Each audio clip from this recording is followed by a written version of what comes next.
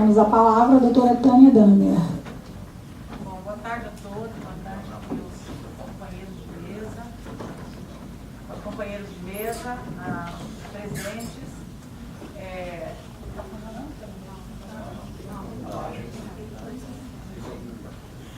Alô? Está funcionando.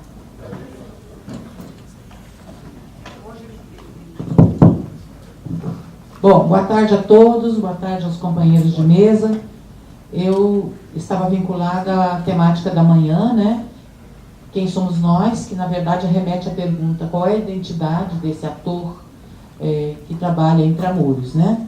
Bom, aquele vídeo que foi passado de manhã e foi passado agora no intervalo, me salva um pouco porque ele fala do ponto de vista, né? De que existem pontos de vista diferentes. E eu acrescentaria que cada ponto de vista é a vista de um ponto.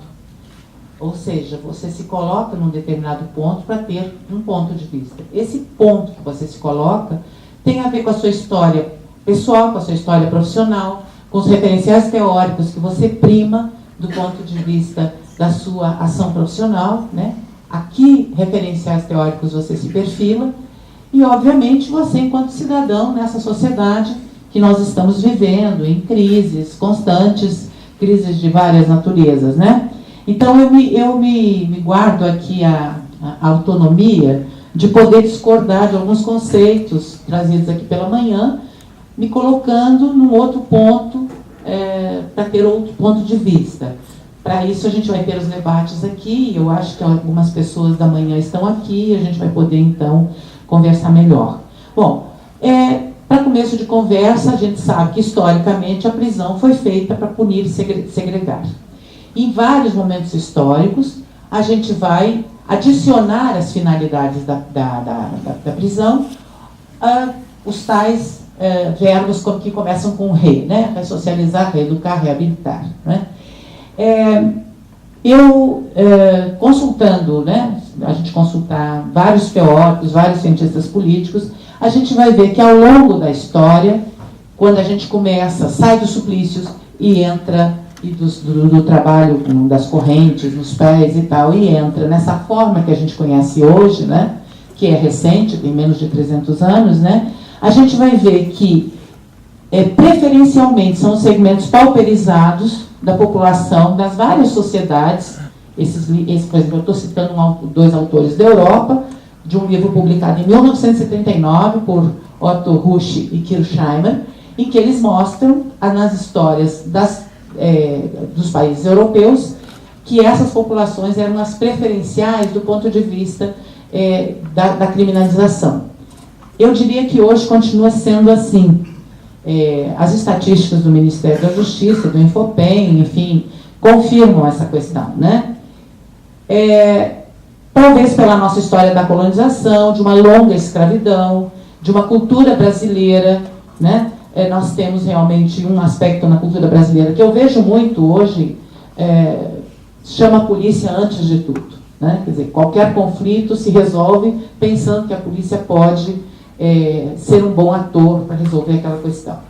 Bom, é interessante porque esses segmentos pauperizados, quando cometem delitos, eles precisam necessariamente da intimidação da sua vítima, seja até com um revólver de brinquedo, com um canivete pequeno, mas eles precisam dessa intimação da sua vítima para poder conseguir o seu intento. Já segmentos das classes média e rica não precisam dessa intimidação, né?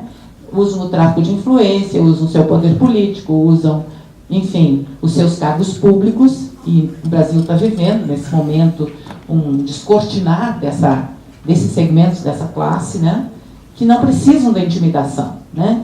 Se talvez a gente fizesse um plebiscito no Brasil perguntando se você prefere um político corrupto que desvia dinheiro de saúde, educação, saneamento e tal, ou um revólver no seu rosto, você talvez optaria nessa pergunta idiota que eu estou propondo, que você preferiria um político corrupto, porque aquilo não te ameaça a vida. Mas a gente sabe das consequências funestas, mas que estão aparecendo, ainda bem, né, do que significa os grandes crimes de corrupção que desviam o dinheiro da coisa pública. Bom, uma outra questão que eu queria levantar é que a prisão, a política pública de aprisionamento, ela é extremamente vigorosa no Brasil. Talvez uma das políticas públicas mais fortes que o Brasil esteja vivendo. Não é à toa que os números de aprisionamento dobram, como foi mostrado aqui de manhã, né? É uma política vigorosa e aos que dizem que a prisão faliu, eu digo que ela não faliu. Ela está muito mais vigorosa do que nunca, não é? As pessoas que pensam de que a prisão foi feita para melhorar os valores daquelas pessoas presas, essas podem achar que a prisão faliu. Mas eu entendo que a prisão não foi feita para melhorar as pessoas. Talvez num outro momento histórico, eu entrei no sistema penal em 1970, como assistente social, concursada ainda no governo Negrão de Lima, e o que eu via, claro, eu lembro de bilhete cheia de pequenas oficinas, produzindo móveis, o Esmeraldino Bandeira produzindo vários materiais, várias coisas que eram vendidas na mesbla, eram produzidas, né? Então você pode imaginar de que pelo trabalho, pelo estudo, você traria novos valores a essas pessoas. Eu entendo que é mais uma experiência de vida que esse sujeito vive. Acho que existem leis suficientes, desde as regras mínimas de tratamento dos reclusos de 1955, para nos dizer como é que os presos devem ser tratados, né? Existe uma primeira lei de execução penal de 1984, que nos diz como é que deve ser o tratamento dos presos, os deveres, os direitos, o processo disciplinar. Leis nós temos. O que me parece que sempre falha no Brasil é exatamente como é que as leis se efetivam. Elas se efetivam através de outro poder, do poder executivo com as políticas públicas. Quando existe a lei e não existe a política pública para efetivar essa lei passa a cair, mas não vale nada, como o povo às vezes diz, não é? Então, eu gostaria de dizer para vocês que eu não é que eu não acredite em ressocialização, porque eu acho que a ressocialização ela é impossível, até porque, contestando um pouco o que foi dito de manhã, todos nós, ao sairmos da barriga de nossa mãe, nós começamos um processo de socialização. Os primeiros momentos na família, depois na escola, depois grupos de amigos, depois grupos de pelada, grupos religiosos.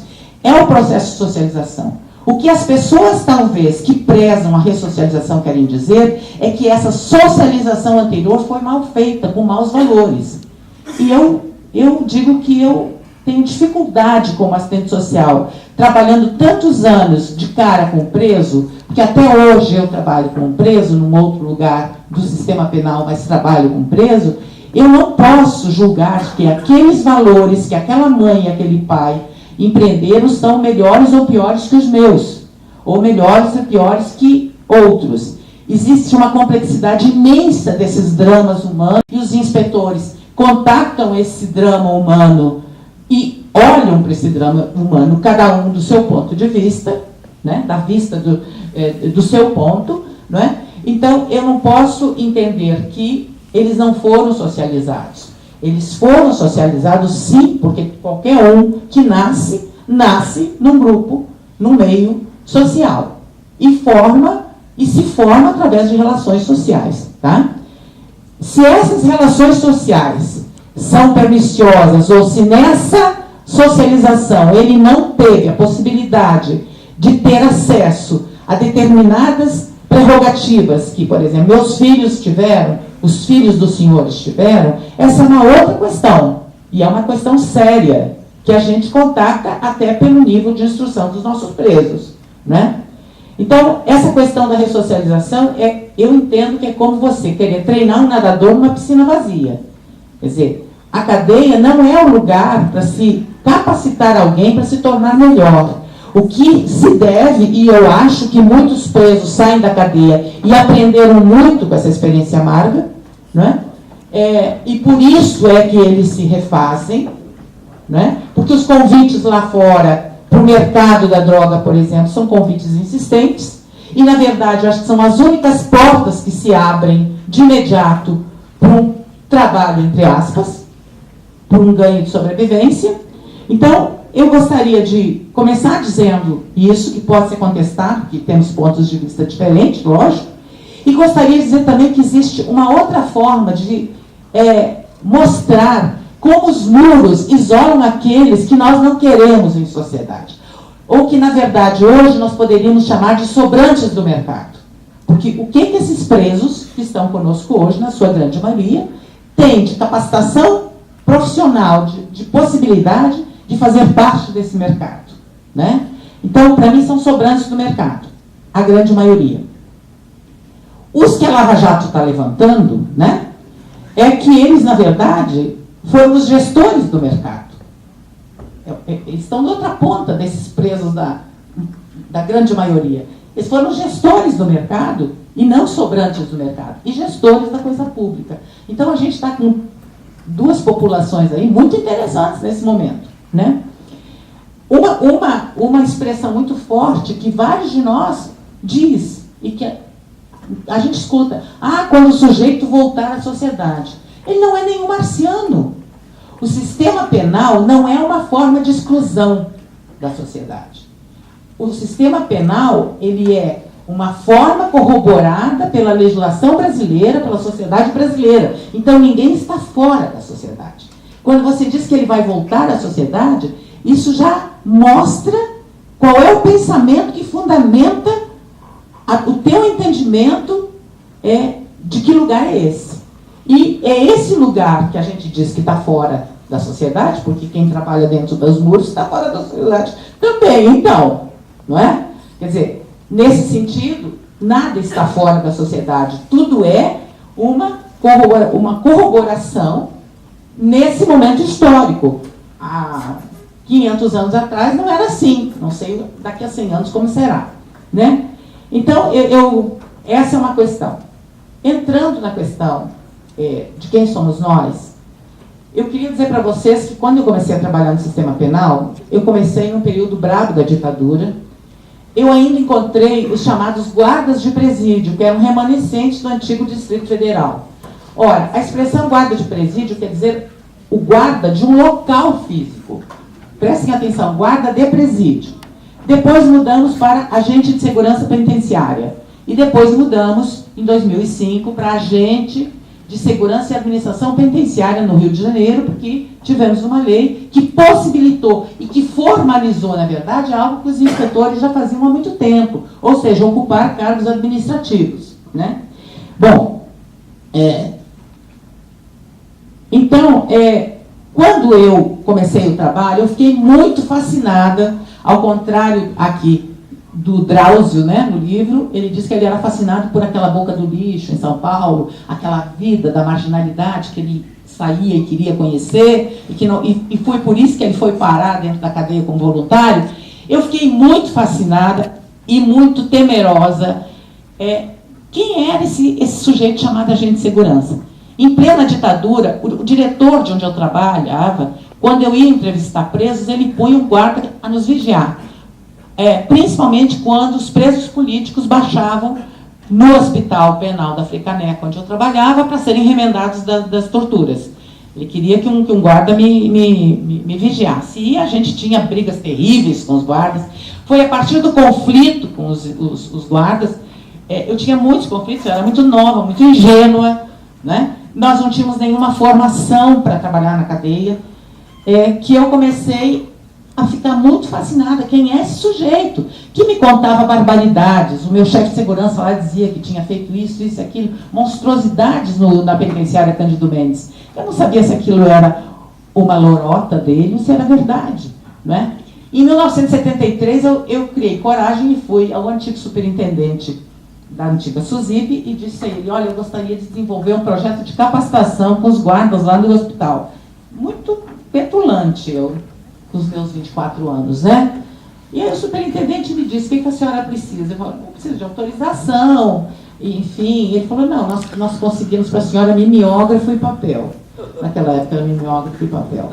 Eu fiquei muito chateada e tal, o diretor da unidade não me permitiu fazer esse trabalho, alguns guardas, na verdade, alguns guardas pediam um lugar de conversa, né? Porque eles também eram muito pressionados, como são até hoje. Bom, para pensar sobre esse tema dos ISAPs, eu levei muitos anos e conversando com eles, eu comecei a entender o que era a cultura prisional, eu comecei a entender o que era essa missão difícil, né, desse corpo a corpo que o disciplinador que ele precisa exercer. Ele precisava exercer todo dia um papel disciplinador. E é um corpo a corpo que outros profissionais não têm como exigência do seu trabalho, né? Esse corpo a corpo de não vai ali, vai ficar aqui agora, não vai atravessar a cortina, onde você vai, não é? Bom, e aí todas essas coisas me despertaram. Em 90 eu escrevi um texto chamado Vigilância e Disciplina, que foi um texto que eu escrevi numa época que eu convivi muito com o Sauler, com o Renildo. Nós fomos a Porto Alegre, a Escola de Gestão Penitenciária do Rio Grande do Sul, conhecer o trabalho lá, a Escola de Gestão do Rio de Janeiro, na época não chamava Escola de Gestão, era uma escola muito embrionária, que toda hora mudava de lugar, não tinha espaço adequado, enfim, até ela chegar onde ela está hoje, que ela hoje tem um espaço adequado. E nós viajamos juntos ao Rio Grande do Sul para conhecer a experiência do Rio Grande do Sul em termos de capacitação. Mas aquilo também não me satisfazia, né? Eu sempre entendia o seguinte: esse sujeito, quando eu entrei para o sistema penal, ele precisava do ensino fundamental, ou seja, na época chamava ensino primário. Depois passou a ser segundo grau. Todos os primeiros que eu conheci provinham de famílias que tinham algum guarda de presídio na família. Ou era o tio, ou era o pai, enfim, tinha uma certa tradição e tinha uma honra de pertencer a essa função, né? Depois, mais tarde, eu percebi que isso foi esmorecendo, não é? E que as pessoas vinham mesmo em busca de um trabalho que ainda era muito mal remunerado na década de 80, na década de 90, né? E aí passou a se ter também exigência de segundo grau, e eu passei a observar que a partir da década de 90 começaram a entrar inspetores penitenciários com nível superior, né? Isso foi uma mudança de perfil muito grande e uma mudança de perfil também socioeconômica.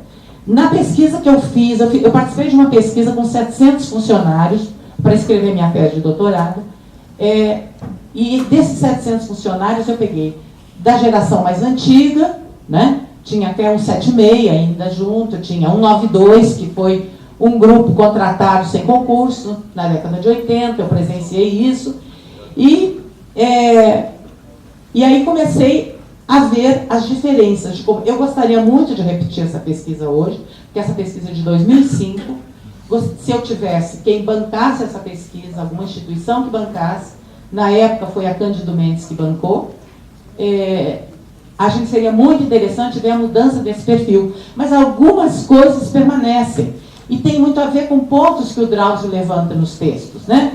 Por exemplo, a rudeza desse trabalho, as péssimas condições ambientais em que esse trabalho se exerce, porque as condições ambientais em que o preso cumpre a pena são as mesmas condições ambientais que o ISAP tira suas 24 horas de trabalho. Então tem rato, tem percevejo, tem enfim, barata, tem todas as coisas que o preso convive, o guarda também convive, principalmente o guarda do miolo da cadeia. Bom, o que eu tinha como objeto de estudo na minha tese? Quem é esse inspetor penitenciário? Quem é esse, na época era agente penitenciário que chamava. Quem é esse agente penitenciário? Como é que ele vive? De onde ele vem? Percebemos na época que os mais antigos provinham ainda de segmentos pauperizados. Os que vieram depois provinham já de segmentos de classe média baixa. Não é? O que essas pessoas vinham procurar aqui? Os primeiros vinham muito sob a inspiração de que era uma coisa importante, era familiar.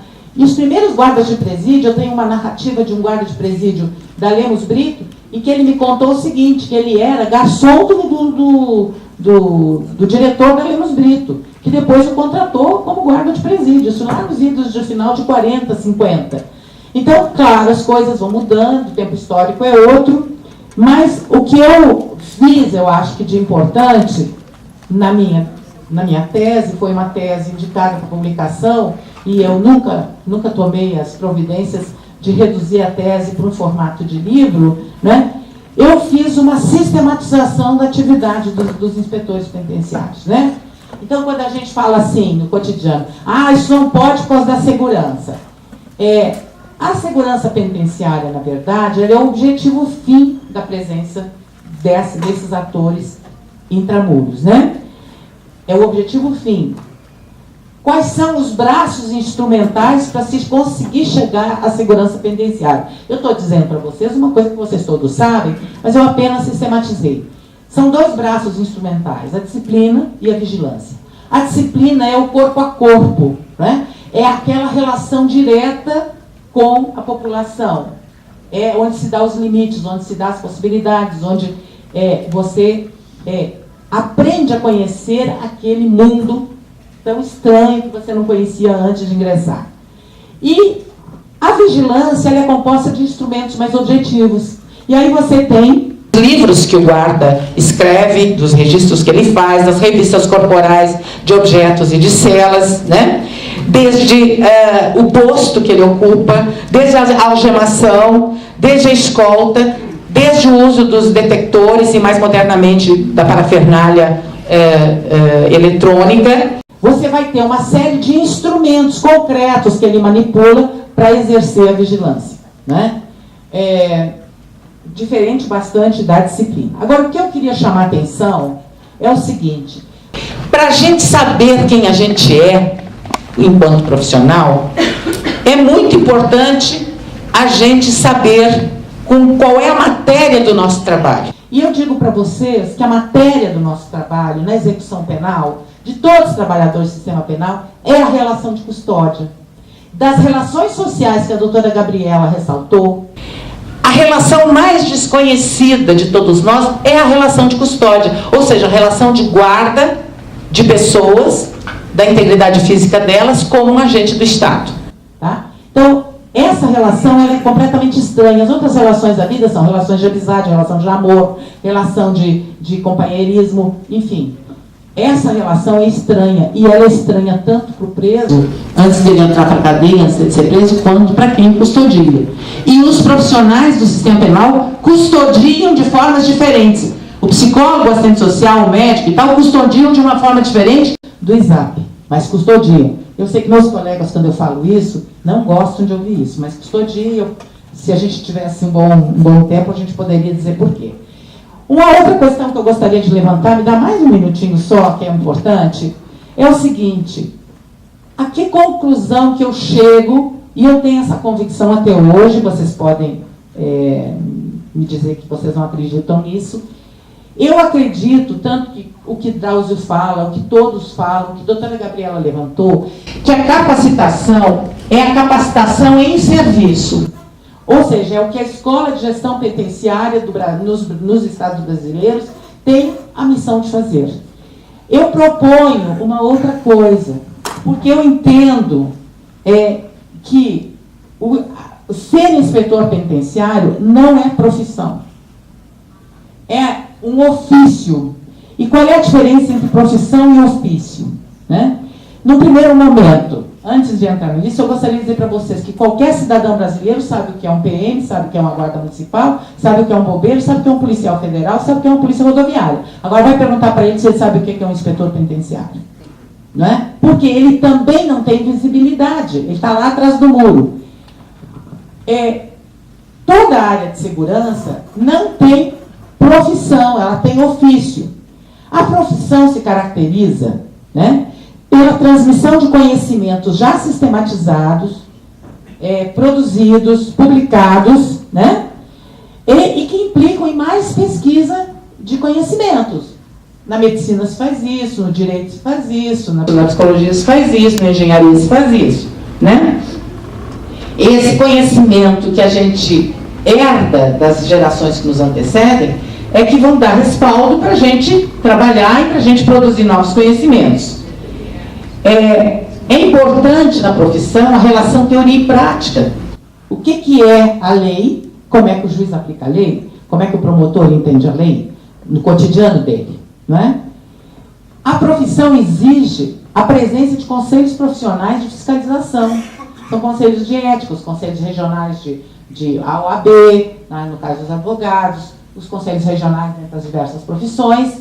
Esses conselhos regionais não servem só para fiscalizar, mas para proteger os trabalhadores da sua área. E isso é muito importante. Quem é que protege o inspetor penitenciário? Não, eu não estou me referindo a sindicato, gente. Eu estou me referindo a conselhos que veem as condições de trabalho, que veem os problemas éticos desse trabalho, não é? Que são, na verdade, os conselhos representativos das profissões, né? Ao mesmo tempo, as profissões, elas contam com uma carreira de graduação, ou às vezes um ensino técnico, que começa lá, o técnico de química de uma escola federal, o cara vai ser químico, depois ele pode fazer uma pós-graduação, ele pode fazer um doutorado e tal. O que caracteriza o ofício?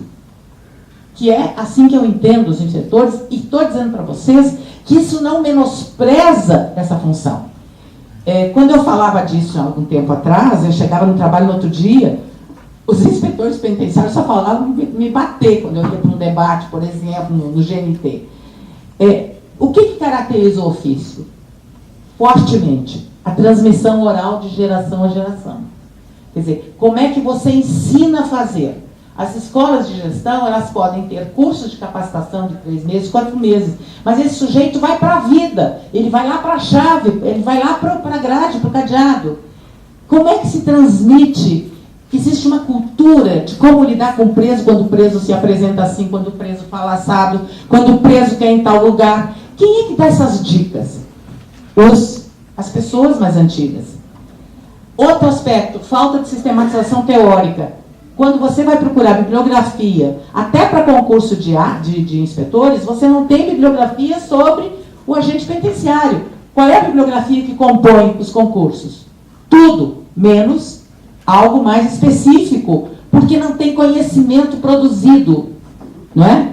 A outra questão, se não tem conhecimento produzido, você tem um forte viés ideológico nessa ação profissional. Você entra aí, porque somos humanos, entra aí a questão do preconceito, entra a questão dessa cultura de passagem de uma geração para outra, né? Qual é a exigência de formação? 2º grau. Mesmo que você seja doutor em Direito e seja agente penitenciário, você é doutor em Direito, mas você não fez nenhuma formação para a finalidade que é a segurança penitenciária. Então, na minha proposição, e que eu gostaria de um dia ver atendida, de alguma forma, e isso daria uma visibilidade como outras profissões têm na sociedade brasileira, é de que o MEC regulamentasse, não o Ministério da Justiça, o MEC regulamentasse a formação em segurança penitenciária. E aí poderia regulamentar em níveis distintos, assim que entendesse, como técnico, como graduação, o que fosse. Talvez vocês digam assim, não, mas é caracterizado pelo pragmatismo. É sim, o ofício é caracterizado pelo pragmatismo. O sujeito vai lá, tira o preso, põe no camburão, o sói já está esperando, o sói escolta. É algo muito pragmático. Mas será que não seria importante um inspetor penitenciário ter um conhecimento maior dos processos sociais que essa sociedade viveu e vive? Quem é essa população arrestada pelo aparato policial? Por que o crime se engendra de uma forma, se engendra de outra? Porque isso se aprende conversando com o preso e vendo os tipos de crimes que vão chegando. Por outro lado, essa questão da diferença de ofício e profissão, quer dizer, quando você dá um caráter de profissionalização, você vai dar visibilidade, vai ser um curso feito qualquer outro curso na sociedade. O Gutenberg está aqui me dizendo que mais do que já acabou o meu tempo. Eu estou à disposição para qualquer pergunta. Gostaria de dizer para vocês que eu concordo muito com o Drauzio. Depois que a gente passou pela cadeia, a vida da gente muda. Eu estou com 71 anos, não me aposentei com 70 e não quero me aposentar, mas terei que me aposentar aos 75. e dizer para vocês que a cadeia é uma grande escola de vida. Não é à toa que a gente brinca que a cadeia é uma cachaça, não é? Porque você aprende a ver muitas dimensões. Hoje eu lido com a denúncia dos promotores nos processos, porque eu trabalho na perícia do hospital, do antigo do Instituto de Perícia Heitor Carrilho. E aí, quando eu vejo a denúncia, eu vou entrevistar o preso, vou entrevistar a família, vou entrevistar outras pessoas. E aí, muitas vezes, eu vejo coisas que a denúncia disse de um jeito, mas que a história é bem muito mais complexa. E é esse meu papel de escrever isto, junto com o laudo que o perito faz, para promotores, juízes e defensores.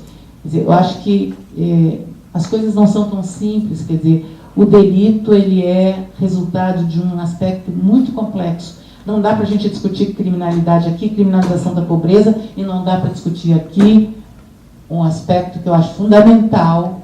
Hoje eu tenho conversado disso, há anos atrás eu não tinha, que é a descriminalização das drogas. Que aí você acabaria com com esse armamento, você acabaria com a clandestinidade e você saberia quem são os verdadeiros donos do capital. Então, não dá para discutir isso. Hoje, eu estou numa mesa de promotores aqui e enfim, preciso me comportar, não é? Mas eu penso que quando eu passo por uma fábrica de cerveja em Cachoeiro de Macacu, eu não vejo nenhum armamento, eu não vejo nada que impeça. Né? Quer dizer, eu acho que essa grande guerra que travamos no Brasil é uma guerra perdida. É uma guerra que já se experimentou que não dá certo. E quando temos os grandes chefões entendidos, os grandes chefões, quem trabalha na cadeia sabe que aquela rara miúda que trabalha no tráfico não tem o poderio de alguns que elegemos como os grandes chefões e que são realmente, que comandam os delitos fora da cadeia. Não, os 50 mil presos do sistema penal não são os 50 e tantos ou 100 chefões. Tá? Muito obrigada.